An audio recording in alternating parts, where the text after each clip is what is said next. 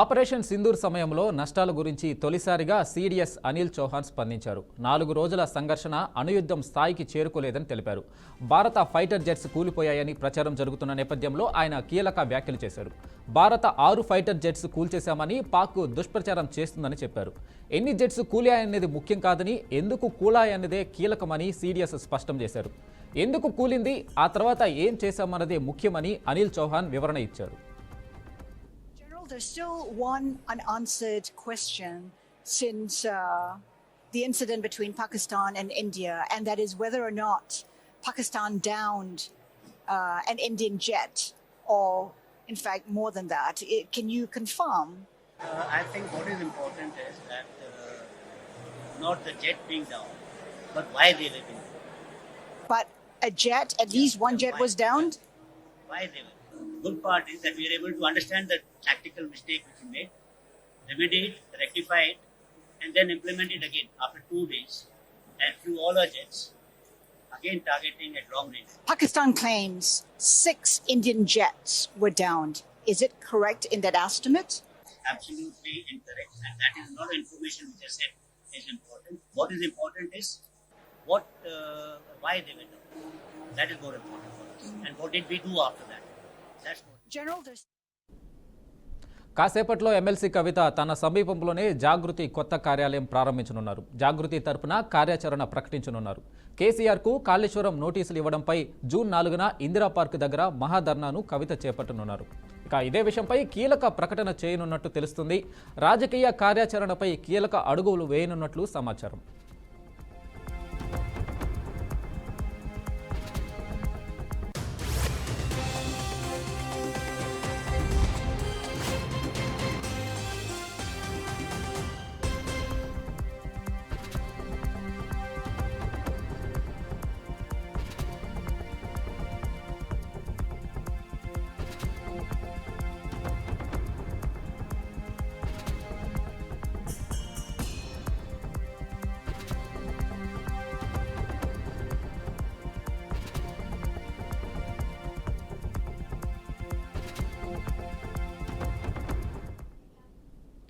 తెలంగాణలో గోశాలల సంరక్షణపై సీఎం రేవంత్ రెడ్డి సమీక్ష నిర్వహించారు. గోశాలల ఏర్పాటుపై కమిటీ ఏర్పాటు చేయాలని సంబంధిత అధికారులకు సూచించారు. గడువులోగా పూర్తి స్థాయి ప్రణాళికతో రావాలని సీఎం ఆదేశాలు జారీ చేశారు. వెటర్నరీ, అగ్రికల్చర్ వర్సిటీలు, దేవాలయ భూముల్లో గోశాలలు ఏర్పాటు చేయాలని సూచించారు. కనీసం 50 ఎకరాల విస్తీర్ణంలో గోశాలలు ఉండాలని పలు సూచనలు చేశారు.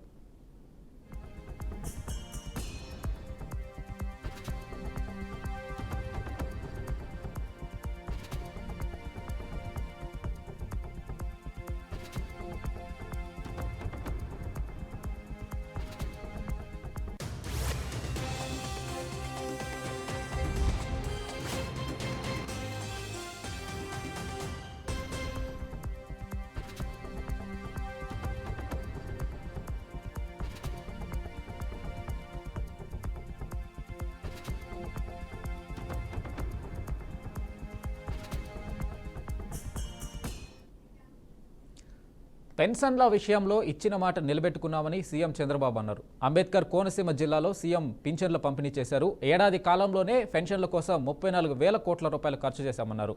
పేదలకు ఎప్పటికప్పుడు పెన్షన్లను పెంచిన ఘనత టీడీపీకే దక్కుతుందన్నారు.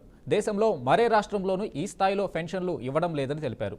ప్రతి నెల 1వ తేదీన ప్రభుత్వ ఉద్యోగులతో పాటే 64 లక్షల మంది లబ్ధిదారులకు పెన్షన్ అందిస్తున్నామని సీఎం స్పష్టం చేశారు. దివ్యాంగులకి ఒకప్పుడు 5,500 ఉంటే 3,000 చేశాను. 3,000 నుంచి ఇప్పుడు మీరు చూస్తే 6,000 చేశాను. అంటే 500 నుంచి 6,000 రూపాయలు పెంచిన ఏకైక ప్రభుత్వం ఈ ఎన్డీఏ ప్రభుత్వాన్ని మరొకసారి విజ్ఞప్తి చేస్తున్నా. ఎవరన్నా డయాలిసిస్ వచ్చి కిడ్నీ ప్రాబ్లం ఉండి సమస్యలుంటే వాళ్ళకు 10,000 రూపాయలు ఇస్తున్నాం. కొంతమంది బెడ్కే పరిమితం అయిపోయి ఉంటే ఇంట్లో వాళ్ళు కూడా సేవలు చేయాలి కాబట్టి అలాంటి వాళ్లకు 15,000 రూపాయలు ఇచ్చే ఏకైక ప్రభుత్వం. అంటే 4,000, 6,000, 10,000, 15,000 ఇస్తున్నాం. నేను సవాల్ విసురుతున్నా, భారతదేశంలో ఎక్కడైనా ఇస్తున్నారా ఒక్కసారి మీరే వెరిఫై చేసుకోవాల్సిందిగా మిమ్మల్ని కోరుతున్నా. ఇది పేదవాళ్ళంటే ఈ ప్రభుత్వానికి ఒక అభిమానం. అందుకనే ఈరోజు మనం చూసినప్పుడు ఇలాంటి ప్రభుత్వం, ఇంకో పక్క మీరు చూసినప్పుడు నేను ఒకే మాట చెప్పాను. మొదటి తారీఖున ప్రభుత్వ యంత్రాంగం పేదల గురించి ఆలోచించాలి. ప్రతి ఒక్కరూ గ్రామాలకు వెళ్ళాలి, పేదవాళ్ళని దర్శనం చేసుకోవాలి. ప్రజాప్రతినిధులు, ఎమ్మెల్యేలు, ఎంపీలు, అక్కడ స్థానిక సంస్థల్లో ఉండే నాయకులు అందరూ కూడా మీ దగ్గరకు వచ్చి మీకు ఆ పింఛనిచ్చే కార్యక్రమంలో భాగస్వాములైతే మీ కష్టాలు నేరుగా అర్థమవుతాయి, కష్టాలు తీర్చే మనస్తత్వం వస్తుంది. అందుకనే ఈరోజు రాష్ట్రం అంతా కూడా తెల్లవారితో నిద్ర లేస్తానే 6 గంటలకే మీ దర్శనం మా ఆఫీసర్లు, మా నాయకులు తీసుకున్నారంటే అదే మేము. ఏపీలో కూటమి ప్రభుత్వం రేషన్ బియ్యం పంపిణీపై ఇటీవల కీలక నిర్ణయం తీసుకుంది. ఈ క్రమంలో జూన్ 1 నుంచి 15 వరకు రేషన్ కార్డు లబ్ధిదారులకు రేషన్ షాపుల్లోనే సరుకులు పంపిణీ చేస్తామని మంత్రి నాదెండ్ల మనోహర్ తెలిపారు. ఈ మేరకు ప్రభుత్వం కూడా ఆదేశాలు జారీ చేసింది. అయితే గత ప్రభుత్వం తీసుకొచ్చిన రేషన్ వాహనాలను కూటమి ప్రభుత్వం రద్దు చేసింది. దీంతో రేషన్ వాహనాల డ్రైవర్లు తీవ్ర అభ్యంతరం వ్యక్తం చేస్తున్నారు. ఈ క్రమంలో ఇంటింటికి రేషన్ సరుకులు పంపిణీ చేస్తున్న వాహనాలను ప్రభుత్వం రద్దు చేయడంపై డ్రైవర్లు హైకోర్టులో పిటిషన్ దాఖలు చేశారు. దీనిపై విచారించిన హైకోర్టు వాహనాలు ఎందుకు రద్దు చేశారో వివరణ ఇవ్వాలని ప్రభుత్వానికి నోటీసులు ఇచ్చింది. తదుపరి విచారణను హైకోర్టు 4 వారాలకు వాయిదా వేసింది. దీంతో ప్రభుత్వ నిర్ణయంపై ఉత్కంఠ నెలకొంది.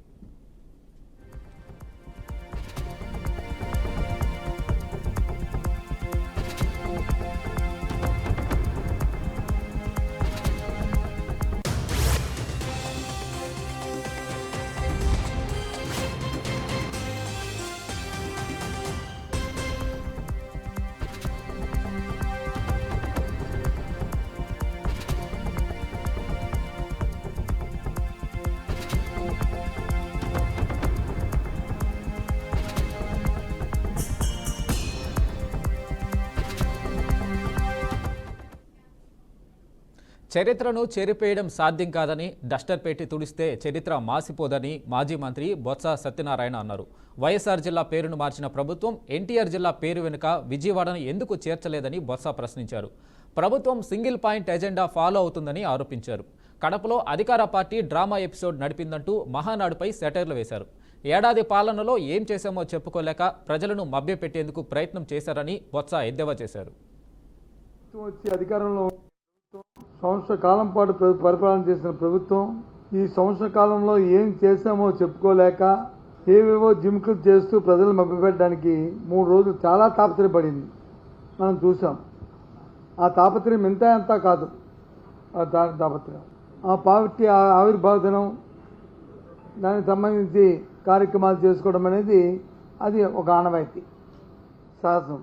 ఆ ఆనవాయితీలో, ఆ కార్యక్రమాల్లో అధికారంలో ఉంటే అధికారంలో చేసిన పనులు చెప్పుకుంటారు, అధికారం లేకపోతే ఉన్నప్పుడు చేసిన కార్యక్రమాలు చెప్పుకుంటారు, లేకపోతే అధికార ప్రభుత్వం ఇచ్చిన మాటలు ఏమైనా నెరవేర్చకపోతే ఆ విషయాలు చెప్పుకుంటారు. కానీ ఇక్కడ ఒక దురదృష్టం ఏంటంటే అధికారంలో ఉండి తెలుగుదేశం పార్టీ కూటమి ప్రభుత్వం ఈ సంవత్సర కాలం ఏం చేసిందో చెప్పుకోలేక ఎంతసేపు ఆడిపోసుకుని ఆత్మస్థుతి పరనింద అనే సామెతగా వాళ్ళు వచ్చి కూడుకుంటూ ఎంతసేపు వైసీపీ పార్టీని, జగన్మోహన్ రెడ్డి గారిని, అందులో ఉన్న నాయకుల్ని మరి వాళ్ళని కించపరుస్తూ స్థాయి లేని సభ్యత లేకుండా వారు మాట్లాడిన భాష రాష్ట్ర ప్రధానికి అంతా కూడా చూశారు. సూటిగా అడుగుతున్నాను ఆ పార్టీని, ఆ నాయకుల్ని, ఈ సంవత్సర కాలంలో మీరు ఇచ్చిన సూపర్ 6 లో ఎందుకు అమలు జరపలేపారు? ఎందుకు అమలు జరపకపోతే ఆ విషయాన్ని, ఆ సంజాయిషిని ఎందుకు ఆ వేదిక మీద మీరు ఇవ్వలేదు? పెన్షన్ తప్ప ఏ కార్యక్రమాన్ని మీరు చేశారని అడుగుతున్నాను. రైతులకు ఇవ్వాల్సిన ఏదైతే రైతు భరోసా ఏదైతే ఇచ్చేవారమో కేంద్ర రాష్ట్ర ప్రభుత్వాల తాలూకా సమన్వయంతో ఒక సంవత్సరం, మొదటి సంవత్సరం గాలికి ఎగ్గొట్టారు, 2వ సంవత్సరం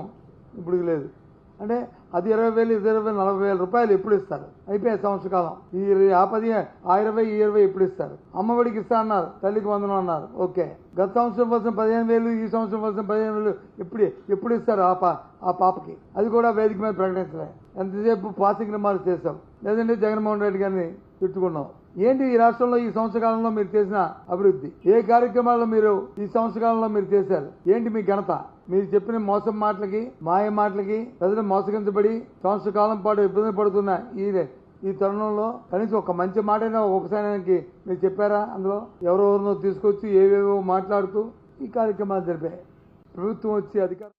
అనంతపురం జిల్లా పుట్టపర్తి నియోజకవర్గంలో ఎమ్మెల్యే పల్లె సింధూర పర్యటించారు. ఇంటి వద్దకే వెళ్లి పింఛన్లను పంపిణీ చేశారు. అప్పుల్లో కూరుకుపోయిన ఏపీని అభివృద్ధి బాటలోకి తీసుకెళ్తున్న నాయకుడు చంద్రబాబు అని ఎమ్మెల్యే అన్నారు. ఇచ్చిన హామీల ప్రకారం వచ్చే జూలై నుండి తల్లికి వందనం పథకాన్ని అమలు చేస్తామని, అలాగే మహిళల కోసం ఉచిత బస్సు ప్రయాణ సదుపాయాన్ని త్వరలోనే ప్రారంభిస్తున్నామని తెలిపారు. పుట్టపర్తిని రాష్ట్రంలోనే నెంబర్ 1 నియోజకవర్గంగా తీర్చిదిద్దే దిశగా పనిచేస్తామని ఎమ్మెల్యే సింధూర వివరించారు.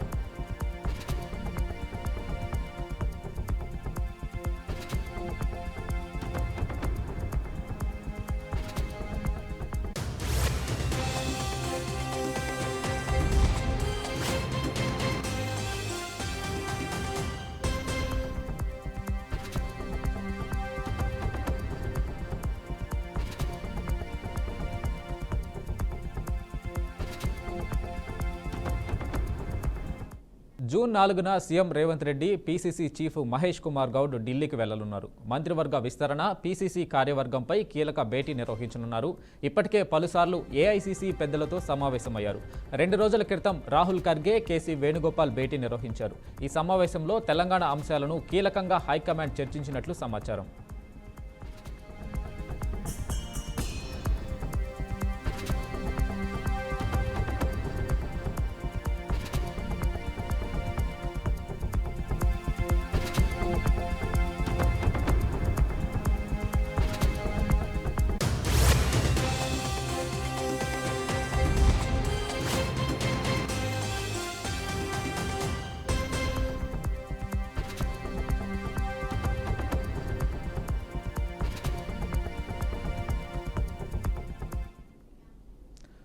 కేంద్ర మంత్రి బండి సంజయ్ కాంగ్రెస్ ప్రభుత్వంపై సంచలన వ్యాఖ్యలు చేశారు. ధాన్యం కొనుగోళ్ల కోసం కేంద్రం నిధులు ఇచ్చింది, అభివృద్ధి పనుల కోసం తెలంగాణ రాష్ట్రానికి 2 లక్షల కోట్లు ఇచ్చిందన్నారు.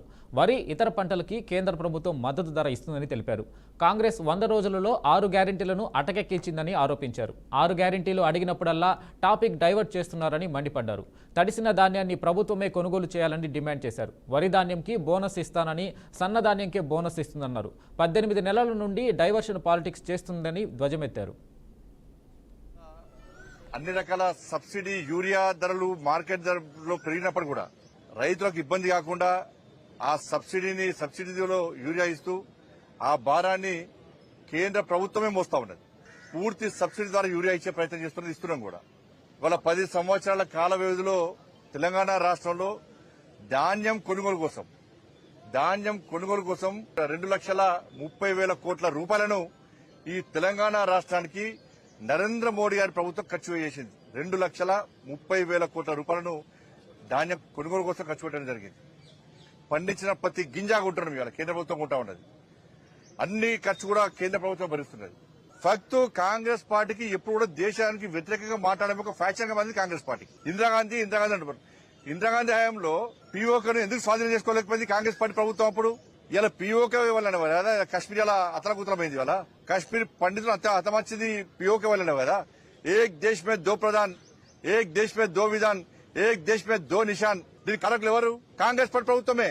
ఇప్పుడు కాంగ్రెస్ పార్టీ అంత పొలిటికల్ డ్రామా అంతా కాంగ్రెస్ పార్టీదే. ఆ కవితక్క విషయం కూడా కాంగ్రెస్ పార్టీదే. కల్వకుంట్ల ఆర్ట్స్ క్రియేషన్స్ ఆధ్వర్యంలో సినిమా నడుస్తుంది తెలంగాణ రాష్ట్రంలో. ఇప్పుడు 3 పత్తా అన్నాము చూసి చాలా మంది. 3 పత్తా పత్తాల ఇప్పుడు 4 పత్తా ఆట నడుస్తుంది తెలంగాణ రాష్ట్రంలో. కల్వకుంట్ల ఆర్ట్స్ క్రియేషన్ ఆధ్వర్యంలో 4 పత్తా ఆట నడుస్తుంది. హరీష్ రావు గారు, కవిత గారు, కేటీఆర్ గారు, సంతోష్ రావు గారు 4 పత్తా ఆట నడుస్తున్నది.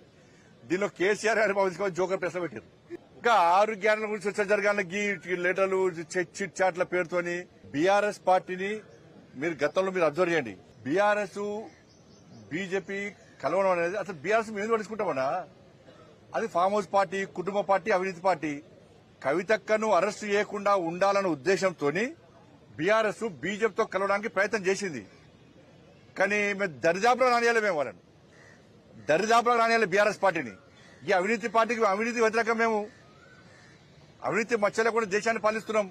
15 రాష్ట్రాలు 16 రాష్ట్రాలు అవినీతి మచ్చలేని ప్రభుత్వాలను కొనసాగిస్తున్నాం. మేము దాని వ్యతిరేకం. మేము కుటుంబ పాలనకు వ్యతిరేకం. మేము ఈ దేశంలో కాంగ్రెస్ పార్టీ కుటుంబ పాలన వ్యతిరేకంగా ఫైట్ చేస్తున్నాం. ఎస్సీ ఎస్టీ బీసీల సంక్షేమానికి కాంగ్రెస్ ప్రభుత్వం కట్టుబడి ఉందని డిప్యూటీ సీఎం మల్లు భట్టి విక్రమార్క అన్నారు. ఆయా వర్గాలకు రాజకీయ అధికారం కల్పించేందుకు చిత్తశుద్ధితో ఉన్నామని చెప్పారు. భద్రాద్రి కొత్తగూడెం జిల్లా పాల్వంచులో నిర్వహించిన ఆదివాసీ కాంగ్రెస్ కార్యకర్తల సమ్మేళనంలో ఆయన పాల్గొన్నారు. దేశంలోని అన్ని రకాల వనరులను ఎస్సీ ఎస్టీ బీసీలకు ఇవ్వాలనేది కాంగ్రెస్ లక్ష్యమన్నారు. తీసుకొని వచ్చి దేశవ్యాప్తంగా అడవుల్లో నివసిస్తున్నటువంటి అడవి బిడ్డల కోసం భూమి పైన హక్కులు కల్పించడం కోసం ఫారెస్ట్ రైట్స్ యాక్ట్ తీసుకొని వచ్చారు 2006 బహుశా సంవత్సరంలో. తీసుకొచ్చిన చట్టం ప్రకారం ఆనాటి కాలంలో ప్రభుత్వం పెద్ద ఎత్తున రాష్ట్రంలో దాదాపు 6,70,000 ఎకరాలు ఈ రాష్ట్రంలో గిరిజన సోదరుల కుటుంబాల కోసం పంపిణీ చేయడం జరిగింది. పంపిణీ చేసిన 6,70,000 ఎకరాలకి మరి సక్రమంగా దున్నుకోనట్లేదు, సక్రమంగా నీటి వసతి కల్పించలేదు, సక్రమంగా కావాల్సినటువంటి వ్యవస్థ వాళ్ళు చేసుకుని ముందుకు పోతా ఉంటే కూడా గత 10 సంవత్సరాలు టీఆర్ఎస్ ప్రభుత్వంలో వాళ్ళని దున్నుకోనియకుండా వాళ్ళ దొల్లో లాచి వేసుకుంటే మొక్కల్లో వేసుకుంటే వాళ్ళ కళ్ళ ముందే ట్రాక్టర్తో దున్నిస్తా ఉంటే చూసి తట్టుకోలేక బతులాటానికి ఎదురుపోతే వాళ్ళని కనికరంతో చూడకుండా భయభ్రాంతులు గురి చేయటమే కాకుండా ఆడవాళ్ళని కూడా చూడకుండా దేశపై చెట్టు కట్టేసి కొట్టినటువంటి బీఆర్ఎస్ ప్రభుత్వం యొక్క దార్శికాలను మనం అందరం కాంగ్రెస్ నాయకులుగా ఆ రోజు ఎండగట్టాం, ఎదిరించాం, వాళ్ళ కోసం నిలబడ్డాం. కాబట్టి ఈ రోజు తిరిగి కాంగ్రెస్ పార్టీ అధికారంలో రాగానే వాళ్ళ కోసం ఒక ఆలోచన చేశాం. ఏందో ఆలోచన అంటే దేశ చరిత్రలో ఎప్పుడు కలిగిన విధంగా ఈ ఫారెస్ట్ రైట్స్ యాక్ట్ కింద భూములు పొందినటువంటి గిరిజన కుటుంబాలు అందరికి కూడా దాదాపు 6,70,000 ఎకరాలకు కూడా ఇందిరా సౌర గిరి జల వికాసమని 12,500 కోట్ల రూపాయలతో వాళ్ళకి సోలార్ పంపులు పెట్టాం. ఏపీ రాష్ట్ర ప్రభుత్వం ఉత్తర్వుల మేరకు నంద్యాల జిల్లాలోని శ్రీశైలం పుణ్యక్షేత్రంలో యోగాంధ్ర కార్యక్రమం నిర్వహించారు. ఈ కార్యక్రమానికి ఎమ్మెల్యే రాజశేఖర్ రెడ్డి, నంద్యాల జిల్లా కలెక్టర్ రాజకుమారి ముఖ్య అతిథులుగా హాజరయ్యారు. ప్రధాన ఆలయ రాజగోపురం ఎదురుగా ఉన్న గంగాధర మండపం వద్ద 1,500 మంది వాలంటీర్లు ఈ కార్యక్రమంలో పాల్గొన్నారు. జూన్ 21న జరగబోయే అంతర్జాతీయ యోగా దినోత్సవం సందర్భంగా రాష్ట్రంలో నెల రోజుల పాటు యోగా కార్యక్రమాలను నిర్వహించాలని సీఎం చంద్రబాబు సంకల్పించారని ఎమ్మెల్యే రాజశేఖర్ రెడ్డి అన్నారు. అందులో భాగంగా శ్రీశైలం యోగాంధ్ర కార్యక్రమాన్ని జిల్లాలో మొట్టమొదటిసారిగా నిర్వహించడం ఎంతో ఆనందంగా ఉందన్నారు. రోజు దినచర్యలలో భాగంగా యోగాను కూడా అలవాటు చేసుకుంటే ఆయుష్ మరింత పెరుగుతుందని వాలంటీర్లకు ఎమ్మెల్యే సూచించారు. 21వ తారీఖున ప్రపంచ యోగా దినోత్సవం. మరి దాంట్లో భాగంగా ఈ నెల రోజులు ఆంధ్రప్రదేశ్ రాష్ట్ర వ్యాప్తంగా ఈ కార్యక్రమాలు జరుగుతూ ఉన్నాయి. ఈరోజు మన నియోజకవర్గంలో ఈ శ్రీశైల మహాపుణ్యక్షేత్రంలో ఈ కార్యక్రమాన్ని జరపాలని సంకల్పించిన వారు మాత్రం మన కలెక్టర్ గారు. మీరందరూ చెప్పండి ఉండాలి. కలెక్టర్ గారు ఆ మాట చెప్పినప్పుడు చాలా సంతోషపడినా. ఎందుకంటే అత్యంత పుణ్యక్షేత్రము. మరి ఈరోజు ఈ కార్యక్రమం ఇక్కడ జరగడం చాలా సంతోషం. యోగా గురువులు గారు శ్రీనివాస్ గారు చాలా చక్కగా మనకందరికి కూడా ఒక ప్రాక్టీస్, బాలసుబ్రహ్మణ్యం గారు ఒక ప్రాక్టీస్ కార్యక్రమం ఇక్కడ మనకు ఏర్పాటు చేశారు. మరి ఈ కార్యక్రమంలో మన కలెక్టర్ గారు, జాయింట్ కలెక్టర్ గారు, ఈఓ గారు అందరూ కూడా పాల్గొనడం జరిగింది. దాదాపు 1,500 మంది ఆడవాళ్ళు, మగవాళ్ళు, పిల్లలు అందరూ కూడా దేవస్థాన ఎంప్లాయీస్, ఈ గ్రామంలో ఉన్న పెద్దలు, పిల్లలు అందరూ కూడా ఈ కార్యక్రమం పాల్గొని చాలా చక్కగా ఈ కార్యక్రమాన్ని చాలా విజయవంతం చేశారు. ఈరోజు ఇక్కడ ఈ జరిగిన కార్యక్రమాన్ని ఇది మొదలుపెట్టి అందరం దీన్ని ప్రాక్టీస్గా ఎవ్రీ డే చేస్తే ఇందాక మన గురువు గారు చెప్పినట్లు జీవితంలో మనం ఇంకా ఎక్కువ ఆయుష్ పెంచుకొని ఇంకా 10 మందికి సేవ చేసుకోవడానికి అవకాశం ఉంటుంది. మన ఆరోగ్యాన్ని ముందు మనం కాపాడుకుంటే చాలా చక్కగా ఉంటుంది. ఎందుకంటే నాకు కూడా 2 స్టంట్లు వేస్తారు ఇప్పుడు. సో ఇందాక గురువు గారు చెప్పిన ఈ ముద్ర ఏదైతే ఉందో ఇది ప్రాక్టీస్ చేయాలి గురించి రోజు అంటే ఇంకా ఫ్యూచర్లో మళ్ళీ.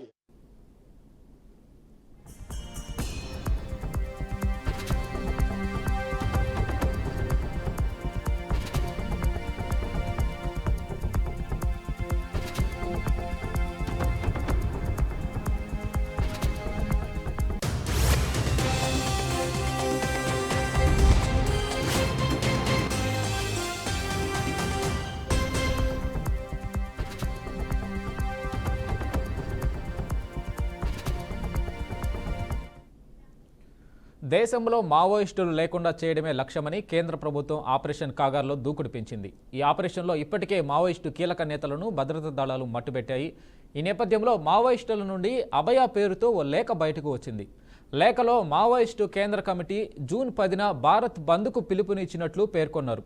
నంబాల కేశవరావు ఎన్కౌంటర్కు నిరసనగా భారత్ బంద్కు పిలుపిచ్చినట్లు రాసుకొచ్చారు. మావోయిస్టు కేంద్ర కమిటీ అభయ పేరుతో లేఖ విడుదల చేశారు.